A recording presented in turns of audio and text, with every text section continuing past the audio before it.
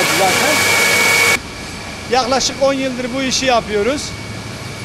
Dün akşam aldığımız halıların içinde bu sabah havuza koyarken yıkamacı arkadaşımız paranın havuzun içinde düştüğünü söylediler.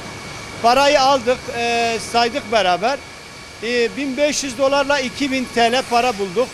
Onları masanın üzerine koyduk, kuruttuk. Halının arkasına koyduğumuz etiketten müşterinin telefonuna ulaştık. Ulaştığımız bayan parayı unuttuğunu ve nerede sakladığını bilmediği için ne kadar olduğunu da bilmiyordu. Kendisine bu kadar parayı bulduğumuzu söyledik. Kendisi sevinçten ağladı. Biz de arkadaşa verdik, servisçi arkadaşına. Kendisine götürdük, verdik.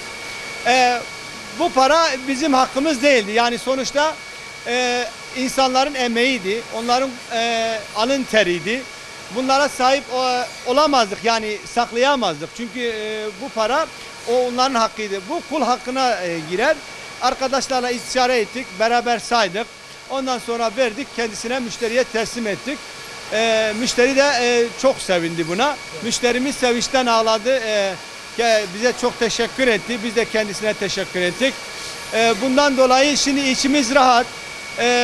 Yani böyle para bulan insanlar, arkadaşlar veyahut da başka yıkamacı arkadaşlar bulduklarında muhakkak müşteriye versinler.